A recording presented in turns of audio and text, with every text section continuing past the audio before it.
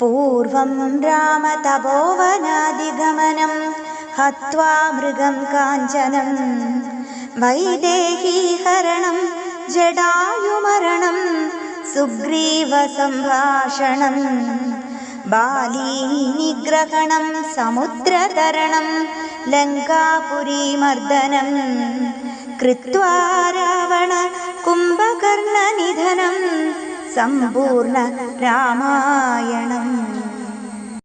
ഈ ഒരു ശ്ലോകത്തിന്റെ അർത്ഥം ഇങ്ങനെയാണ്. ഒരിക്കൽ രാമൻ വനത്തിലേക്ക് പോയി. മാൻപേടയെ പിന്തുടർന്നു. സീത അപഹരിക്കപ്പെട്ടു.